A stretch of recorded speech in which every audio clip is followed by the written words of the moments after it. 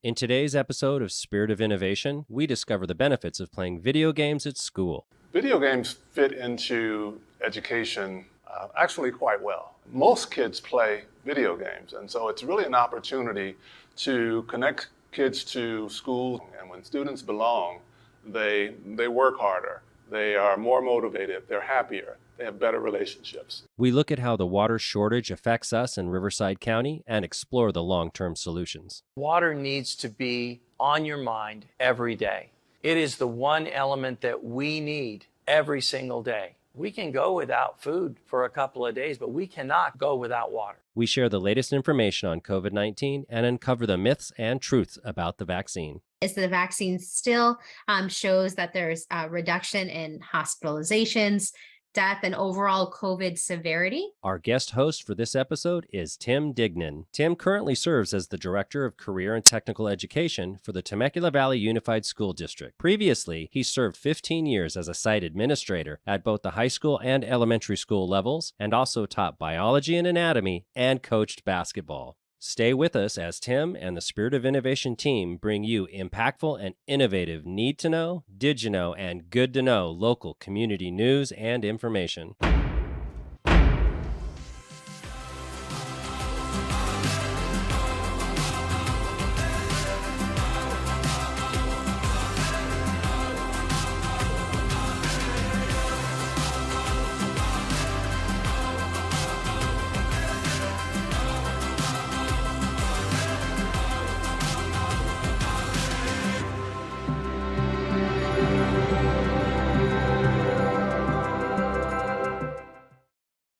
I'm honored to be guest hosting September's Spirit of Innovation.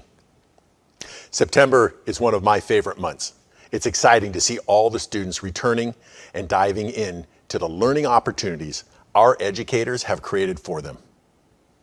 I'm proud to say that many of these opportunities can be found in CTE, Career and Technical Education. Did you know that 89% of parents nationwide think students should receive more education about career choices in high school? That's where CTE comes in. CTE classes focus on delivering hands-on, skills-based education and prepare students for a wide range of high-wage, high-skill, and high-demand careers. Here are some facts and figures that you might not know. CTE high school students nationwide have a graduation rate that's 10% higher than non-CTE students.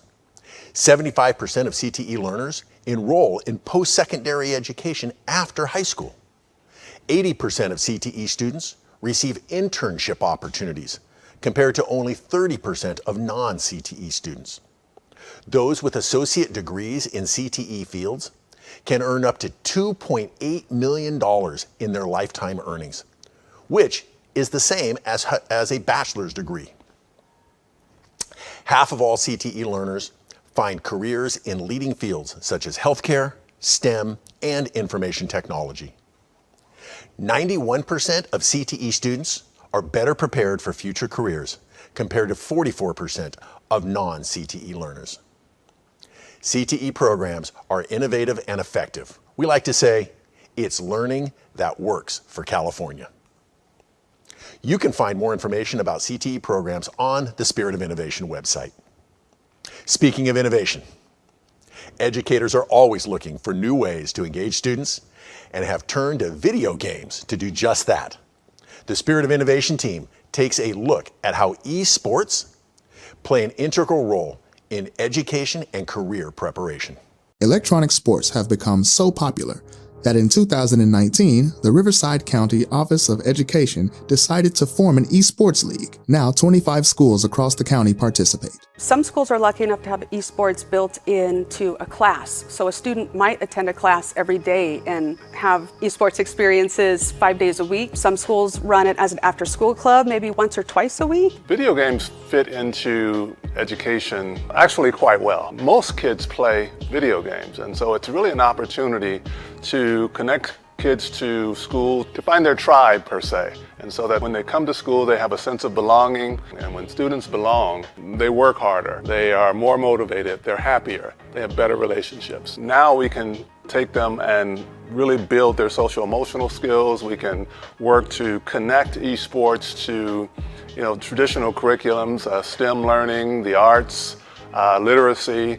There's really not a content area that esports doesn't cover in the traditional education. The program isn't just limited to those who are good with the controller. There are many different roles students can take on. They may be in charge of social media, they may make the website, they may be someone in charge of scheduling the events. They may be someone who likes to do fan art and draw things for the clubs. There are promoters, commentators. One of the things we have in our program is a shoutcaster program, which, if you're not familiar with the term, a shoutcaster is like the play-by-play commentator. And that's one aspect of our league that we're trying to grow, is getting students involved in the media and broadcast side of esports. What I try to instill in students is it's the love of the game, but this is an industry too.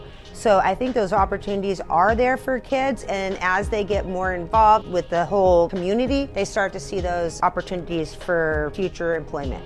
With a creative teacher, they can take that passion that students have for video games and really turn it into a practical learning experience. And it's not even that esports is not practical, because there's an entire career field that's available for students right there in esports. The career possibilities have spurred esports scholarship opportunities at universities all over the country. The esports industry doesn't just employ game competitors, but also those who want to work in related areas, such as game publishers, tournament organizers, advertisers, broadcasters, and coaches. Those careers are all a part of this fast-growing industry that brought in $942 million in 2020 and is projected to grow to $4.76 billion in 2030. The club has helped me find a inspiration in what I would like to major later in life, in college. One of those examples is computer science. My ACT pathway in computer science gave me the opportunity to make games for esports, and having that opportunity is a delight. Whether or not these students decide to continue with esports past high school graduation, it's clear they're benefiting from these current experiences. What I like best about esports is really the community. There's a lot of nice and cool people that share my same interest in playing video games, and having that, try and find new people that have that same interest can make new friendships. And that opportunity to engage so many kids in something that they love and kind of take what they love and hopefully foster these educational connections, I think is just a wonderful strategy for schools to embrace. So those kids, when they're watching, anticipating, making the moves, there's a lot of thought process and higher level thinking that's going on to be successful in the game. So those kids are very technical, very thoughtful students, and I think it helps them in their academics in that way to help bring on challenges and face challenges with a competitive nature. We hear a lot of positive feedback about the schools participating in the Esports League, and we're just excited to grow and keep moving forward. Riverside County's Esports League's grand finale takes place Saturday, December 10th at Riverside County Office of Education Conference Center in Riverside. You can find out more on the Spirit of Innovation website. In the 2.5 years since the start of the COVID-19 outbreak, we've social distanced, masked up, and sanitized our spaces, all in an effort to slow the spread of this dangerous virus. With the release of COVID-19 vaccines, case numbers have gone down, and a sense of normalcy has returned to daily life. But that doesn't mean it's over. To date, Riverside County has an estimated 727,000 COVID cases, with almost 5,000 new cases since the beginning of September. Fully vaccinated individuals make up a little over 62% of our county's population, with almost 69% being vaccinated with at least one dose. To encourage Riverside County residents to get their COVID-19 vaccine or booster, Spirit of Innovation delves into our biggest chance at keeping our immunity strong.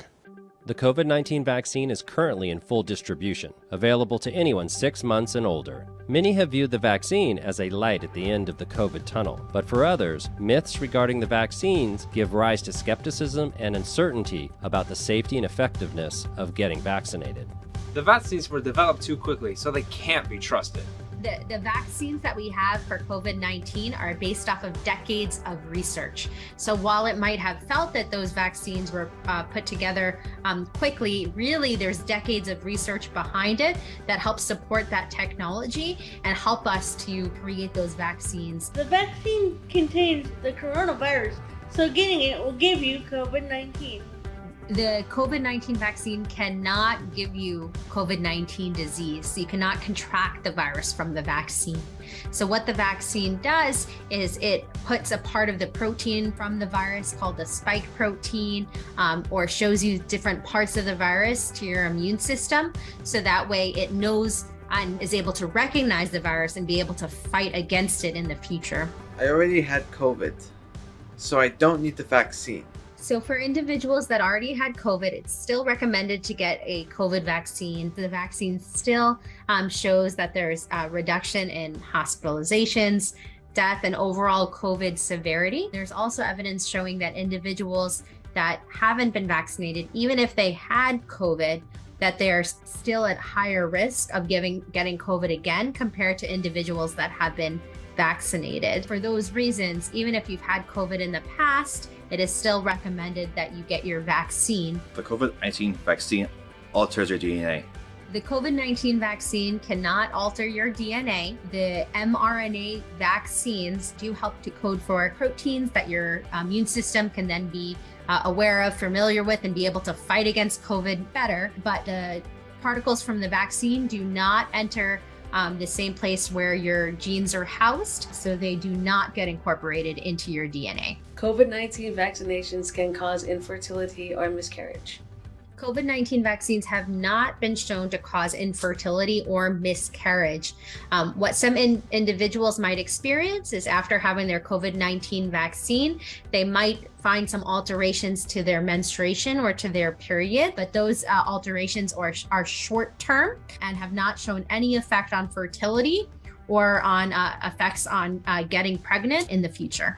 While the COVID-19 vaccine has not been a link to infertility or miscarriages, actually COVID-19, the disease itself, has been linked to potential challenges during pregnancy or during childbirth. So in order to avoid some of those complications for women that are thinking about getting pregnant or who are pregnant, COVID-19 vaccine might be even more important for those individuals. When the COVID-19 vaccines were first released, appointments were hard to find. Now it is easier than ever to schedule one. Vaccines are available throughout the county, so you might consider going to one of your local pharmacies, whether that be a CVS, Walgreens in your area. You can also talk with your healthcare provider. So your healthcare provider might have vaccines available, and there are also opportunities through public health. It's important to talk with your healthcare provider of all those different options that you have to keep you healthy, keep you out of the hospital, and to ensure that COVID-19 doesn't affect you in any severe way. Keep yourself and those around you healthy by staying informed and taking action by getting vaccinated. Visit the Spirit of Innovation website for more information on COVID-19 vaccines, boosters, and where you can go to get vaccinated. Weather extremes brought on by climate change are impacting California's water supply. Spirit of Innovation takes a look at this issue and the long-term solutions. The last 3 months of 2021, California saw a large amount of precipitation. However, even with all that rainfall, 2021 was California's driest year in a century. Then 2022 kicked off to an even drier start, with January, February, and March receiving the least amount of rain and snow in over 100 years. So we call this essentially increasing precipitation or hydroclimate whiplash, meaning that we swing more widely back and forth between extremely low precipitation and extremely high precipitation. In fact, there's a lot of evidence that California will see an increased risk of flooding in a warming climate because the very most intense storms are going to become even wetter. So even though it'll be wetter during the wettest periods, it'll often be drier and sunnier the rest of the time. Well, when it comes to drought, there's usually two sides of the equation. There's how much water is falling from the sky, of course, as precipitation. And on the other side of the drought equation is how much water is evaporating back into the atmosphere. That is driven by a number of things, chief of which really is temperature. And so that's one of the main reasons why in a warming climate, We're seeing the ability for droughts to deepen more severely and more quickly than they used to because it's so much warmer than it used to be. With water reservoirs at historical low levels, it's clear that the drought is affecting water availability. But there's much that can be done by local water districts to reduce the drought's impact. Eastern Municipal Water District reuses 100% of its recycled water that comes from our sewage treatment plant. Virtually all of it goes to farming, landscaping, golf courses. All this water is used in place of using highly valuable potable water. We have 10,000 acres of agriculture that is now utilizing recycled water instead of potable water. They have stopped using groundwater for the most part. We have ponds in the Hemet area, and we bring in water from Metropolitan when it's available, or in the future, possibly recycled water that's been cleaned up to replace groundwater, so that in the event things happen and we don't have enough water, we can utilize those sources. Recently, Eastern Municipal Water District opened its third desalination plant in Menifee. In that plant, we pull brackish groundwater and pull the salt out and utilize that for potable purposes. This takes the strain off of bringing in water from other sources, pulling water from our other groundwater sources, and making more available for future uses. Most importantly, water districts use California's wet periods to their advantage.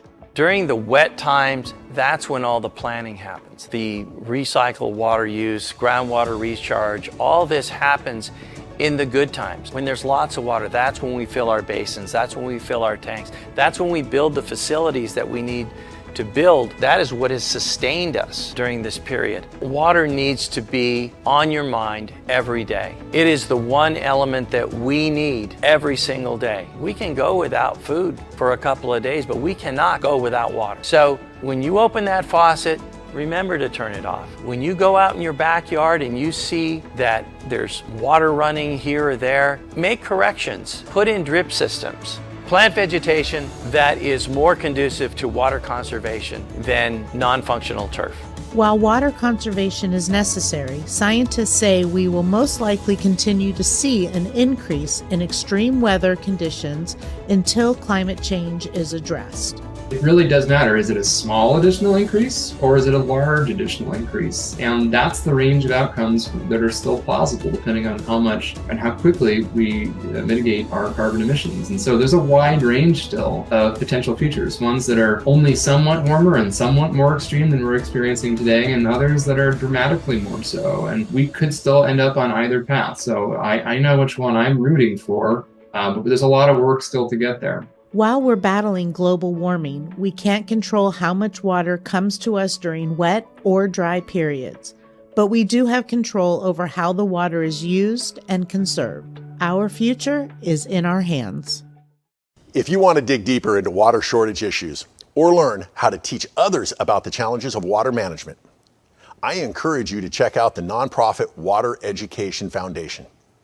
They serve as the California coordinator for water education for teachers, also known as WET, an international program for TK through 12 educators.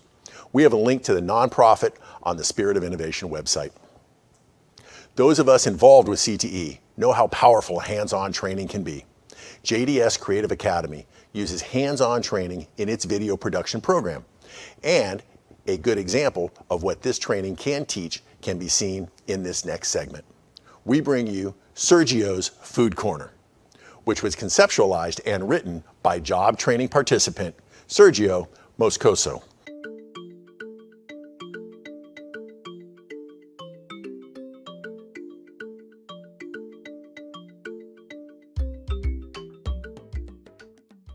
Hi, I'm Sergio. Welcome back to Sergio's Food Corner. This is the Coconut Cafe. Let's go in and try, shall we?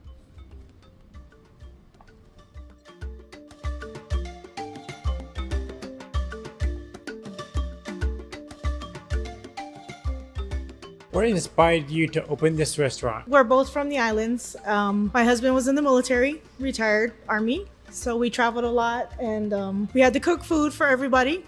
And we always thought about when we retired, we were going to open a restaurant. And then just one day, I got laid off from work and, just had to start doing something different. So we said, you know what, let's go for it. What are your signature dishes, would you say? I'll say our signature dishes are our loco moco, which is a handmade teriyaki patty. We also have our barbecue mixed plate, which consists of our Korean short rib, our teriyaki beef, and our teriyaki chicken. And we also have our original Hawaiian plate, which consists of our homemade lau lau, haupia, which is a dessert, poi, which is a unique taste to it. In Hawaii, it's considered the melting pot. We have nationalities from everywhere. So we have our dishes here consist of Korean, Chinese, Hawaiian, Samoan, Filipino.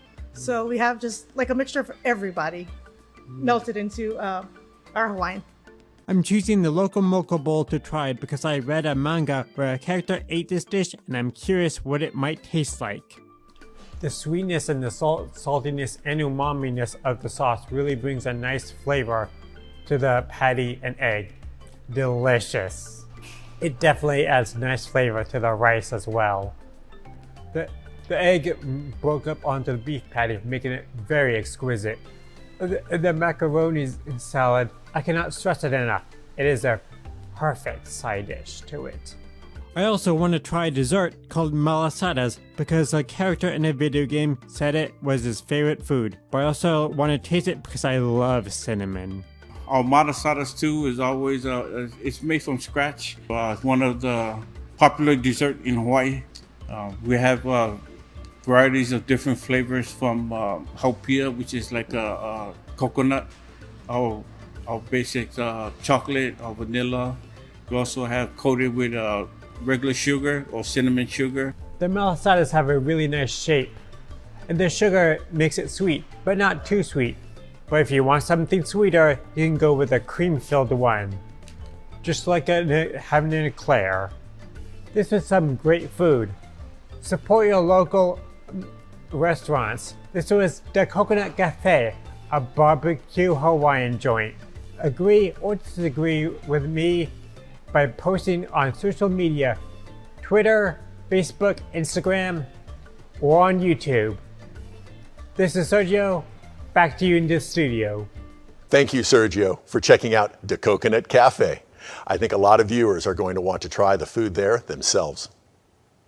The hashtag JDSFamily love to highlight their job training participants.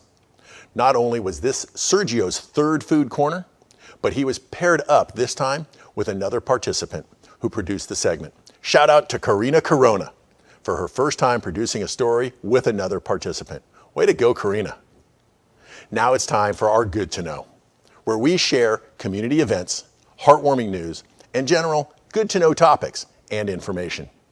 We welcome back JDS Creative Academy reporter, J.K. Weldon, who will get us started with safety preparedness information and tips. Safety has been a topic on a lot of people's minds here in Riverside County after the Fairview fire earlier this month left a devastating mark on the Southwest Rivco community. Wildfires, like all natural disasters, are unpredictable.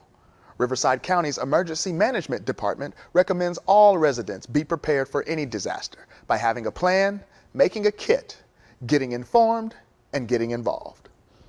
Since September is National Preparedness Month, I got together with SOI team member Aaron Perris to demonstrate how to plan and prepare for the unexpected. Thanks, JK. I'm very glad to be here. All right, so it's important to have a kit in handy in case of disasters like fires, floods, and earthquakes, all of which happen in California every year and can't get ignored. And what if someone isn't sure what to include in their emergency kit? All right, so good news. We are going to show you some ideas right now, and most people already have the items lying around their house. I see you have some supplies laid out here. What will we be doing with all of this? All right, so I'm going to show how simple it is to make your own emergency kit. That's awesome. So where should we start? All right, so first, You'll want a container large enough to hold supplies to sustain your needs for 3 to 7 days. And that must be what the trash can is for. Yes, that's perfect. Something like this is a great, inexpensive option. Just make sure it hasn't been used. And then begin assembling your emergency kit from the bottom and work your way up. So start with blankets, pillows, and clothes. You can also add toiletries, books, and small games if you like. The middle is where you'll add food and water. And so make sure the food items you pick are shelf stable and require no refrigeration. Canned foods are a great option, and peanut butter also. And don't forget your can opener since you have all of that canned food. Oh yes, make sure you have one of those. Right. And what goes at the top? Okay, at the top of your kit is where the first aid kit goes, along with other items that you'll want easy access to, like personal documents, cash, a flashlight, batteries, a radio, and tools. Is that it? Yes, for something so important, it's really easy to do. I hope you found this demo helpful, and it'll encourage you to make your own emergency kit. Thank you, Aaron, for putting that demo together.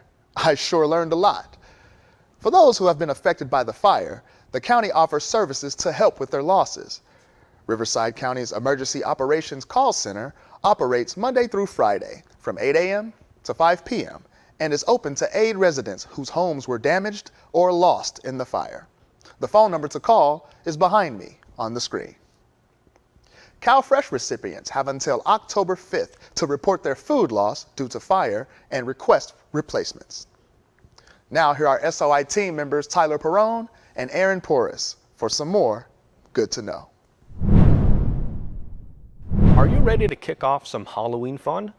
Pelter Pumpkin Farm in Temecula's wine country is open for its 26th season with a petting zoo, train rides, carnival games, and more. Starting October 1st, you can also head over to ABC Farm's Pumpkin Patch in Lake Elsinore and enjoy their bounce houses, obstacle courses, and giant slides. If you're looking for a nice outing with the family, these pumpkin patches are for you. If you're a car fan, like me, then make your way to the Perris Valley Car Show at the Perris Valley Airport on October 2nd. Check out sweet rides and grab a bite or drink. You may even see skydivers jumping out of planes or going into the wind tunnel. Queen fans, rejoice! Head down to Storm Stadium in Lake Elsinore on October 8th to hear Queen Nation, a tribute band to Queen playing their most popular songs. The band's mission is to pay homage to the golden age of Queen concerts. In Temecula on October 15th, Vail Ranch headquarters is holding a Halloween market for the whole family. Enjoy live music, wine, cheese, local vendors, and more. Also on October 15th, you can join Eastern Municipal Water District for their Purified Water Replenishment Open House at EMWD Administrative Headquarters in Perris. Learn about the district's plans to supply our region with cleaner water, participate in family-friendly activities, and tour the WaterWise demonstration garden. The fun begins at 9 a.m. and goes until 12 p.m. Ready to clean up? If you live in the Perris area, the Meadowbrook Good Hope community is accepting hazardous waste at the Mead Valley landfill on October 22nd. Need a temporary job? The County of Riverside seeks qualified applicants to assist with the upcoming election. With both day and night shifts available, $20 an hour. Minimum qualifications require experience with obtaining information or explaining regulations and policies, as well as knowledge of office work and arithmetic calculations. The Microbusiness COVID-19 Relief Grant Program provides relief to microbusinesses and entrepreneurs in the county that were hit hard by COVID-19. Those who have been affected may apply for a $2,500 grant until October 31st at 5 p.m. Speaking of COVID-19, remember, if you need a vaccine, they're free, and it's very easy to find a location near you, whether it's a pharmacy, a community clinic, or your own doctor's office.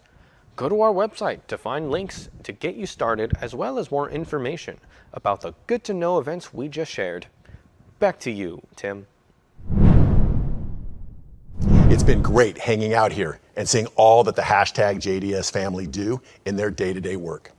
If you want to also hang out with the crew and get involved, there's still time to help design, build, and haunt the haunted studio. Here's more. Join us October 28th and 29th to encounter the terrors of the dark. It's time for our annual Haunted Studio fundraiser. Get scared silly by our frightening mazes, or enjoy some morbid morsels at our pig sale. It's $5 at the door. Bring your whole family for a scream-worthy Halloween. Join us. Get out while you can. Wow, how fun. If you are not helping out behind the scenes, then come out October 28th or 29th when it's open to the public. The Haunted Studio is thrills and chills, and all for a good cause. This event brings new meaning to fundraiser. That concludes this month's episode. Thanks for watching Spirit of Innovation. Don't miss the SOI training crew on radio station 1025 The Vine, 7 days a week with the JDS Creative Academy Community Spotlight. You can also catch the SOI crew streaming live episodes of the SOI Update on YouTube and co-hosting our new podcast, SOI Talk, on 101.3 KATY Radio, Sunday mornings at 7 a.m., or anywhere you stream your podcasts. Our next episode of Spirit of Innovation drops on October 27th with a new special guest host. You'll need to tune in next month to find out who that will be. I'm sure whoever it is will have as much fun as I did. Until then, SOI out.